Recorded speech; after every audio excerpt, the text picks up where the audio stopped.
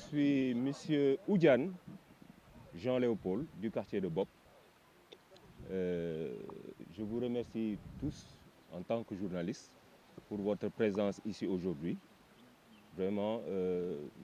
nous vous remercions énormément. Je voudrais... Ouais.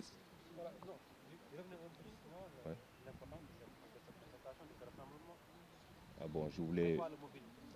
Bon, le mobile, en fait, c'est suite au mouvement des jeunes de Bop, du quartier, qui ont initié donc cet événement aujourd'hui pour porter à la connaissance des autorités, des autorités étatiques, des autorités municipales, locales, etc., sur vraiment les problèmes essentiels du quartier de Bop, pour lesquels les populations de Bop ne cessent de se plaindre. Donc nous voudrions attirer l'attention de toutes ces autorités pour que, d'une manière ou d'une autre, ils prennent l'initiative de venir régler les problèmes du quartier. C'est des quartiers, c'est des problèmes importants de salubrité, d'insécurité même à la limite. Donc je pense que j'ai dit l'essentiel. Je voudrais maintenant laisser la parole aux jeunes qui ont...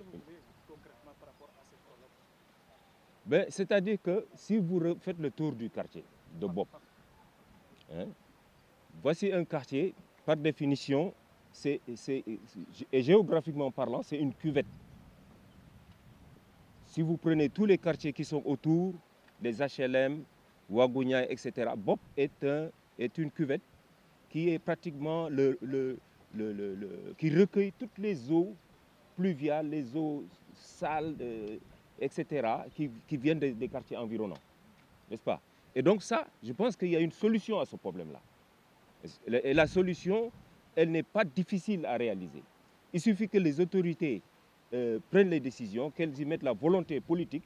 pour que ce problème-là soit définitivement réglé. Et vous interpellez qui concrètement? Quelle autorité? Mais c'est l'État d'abord, parce que je pense que l'assainissement relève de la compétence de l'État,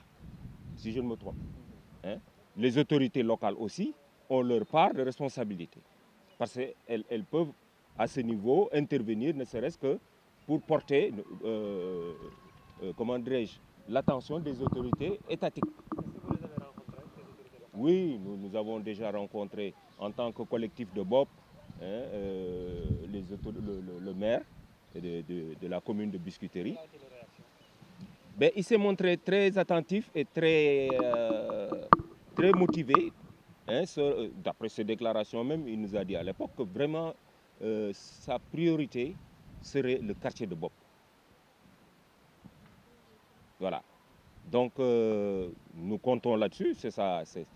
sa promesse. Et je pense que lui, de par sa position, il doit pouvoir mener les contacts qu'il faut, faire le suivi avec les populations de Bop pour que, d'une manière ou d'une autre, on commence à s'occuper de ce problème-là. En tant que population, après cette étape, quelle étape va suivre? Quelle est la prochaine, par exemple? Quelles sont les actions que vous envisagez pour vraiment résoudre ces problèmes? Bon, là, je ne voudrais pas m'avancer tout seul, parce que Bop est un ensemble de mouvements. Nous avons ici, bon, moi, c'est comment dirais-je, le collectif des habitants de Bop, mais il y a l'association sportive et culturelle de Bop qui est là, dont notamment les jeunes qui sont là. Il y a le Ben Bop, qui est une organisation aussi des Bopois, et d'autres, il y a les femmes aussi. Donc nous allons nous réunir pour voir comment procéder, quelle démarche tenir pour saisir les autorités compétentes.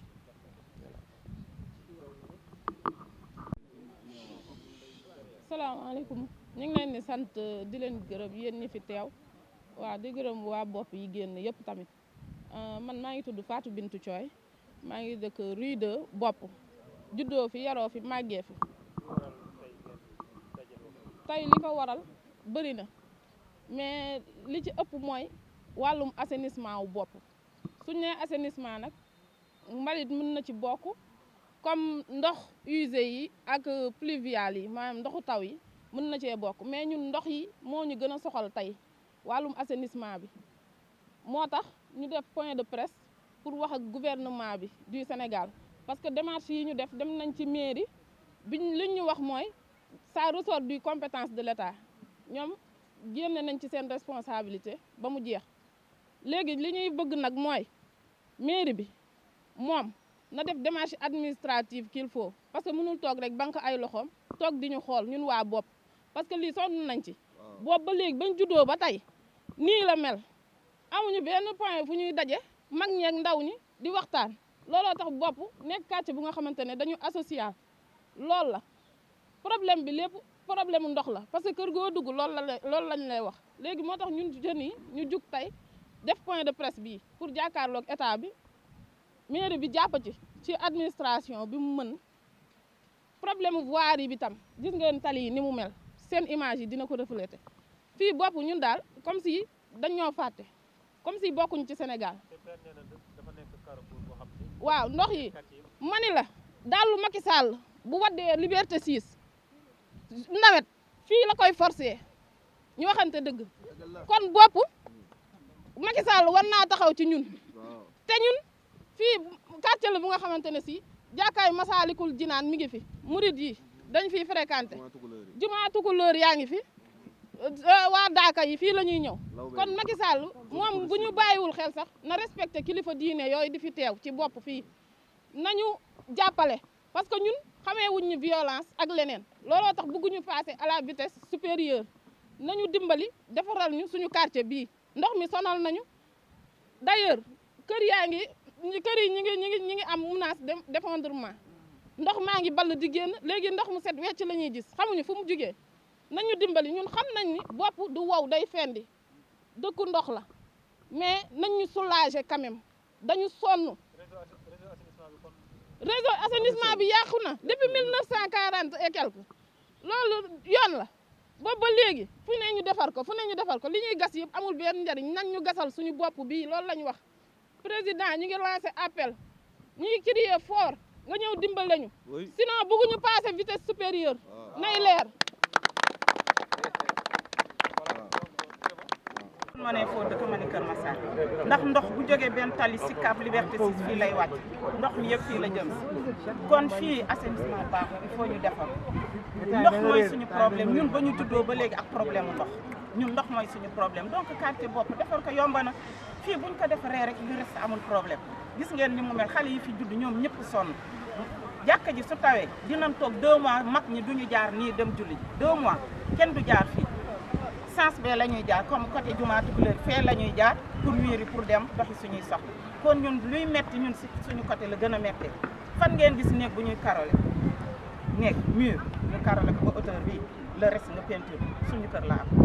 atelier baa ngi di su ngeen duggee ñu wan leen ko dañ ko karole ba hauteur parce que mënatuñu peinture chaque jour boo xëyee da ngay bale peinture bi dafay tuuru sonn nañu ñun léegi ay mag lañu bu ñu mag ñi defal loolu te mag ñi li ñu leen war def nañ ko ba dem nañ gàcce ngaa laanu ñun ñoo ci def ñun jeunes yi dañuy génn a taxaw ñun ak ñun ñii ñëpp ñoo ko ànd madame Dieng waroon na fi taxaw tey adjointe au maire mais papa moo feebar ñu woo ko mu dem sinon moo doon taxaw fii wax yónni nañu nag pour ñun ñu taxaw mais ñun dañuy jël suñu responsabilité ci ñaar benn bi bëgg nañu maire yi dañu war taxaw dañuy wax deuxièmement fii la ñu dëkk di juddu fi màgg fi ba tool yi kon dañu war a wax beneen bi ci def jàllu këriñ bii camion këriñ yi sonnal nañu këriñ gi daf fiy jóg ndax dañu taxaw pour defar chantier yi bâtiment yu mag yi fi ne metti na indi nañ fi ndox mi sonn nañu nab doo bi dafa jóg léegi sonn nañu ñun mënatuñu léegi nag comme màgg nañu ñun taxaw nañ ci kàttanu yàlla dinañ taxaw def li ñu war a def yëpp bu soobee yàlla ànd koog jeunes yi ñu ngi nii ñun ñëpp fi la ñuy yendu fi la ñuy fanaan fii la ñu am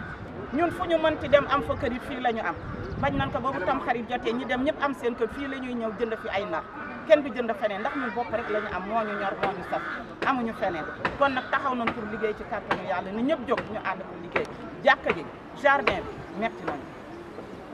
jàkka ji boo duggee mur bi peinture bi yëpp xollee ko day ruus bi tóor sonn nañu xool leen ni mu mel ku leen ni lii jàkk la jàkk ji fi ne dès les années 40 ba léegi suñu bàyyi defal ko suñu maam ba léegi amul mu ngi ci kii 20 minutes bi ñi ngi ñaan daal ñu taxaw ñu ñëpp ñu taxaw ñu ànd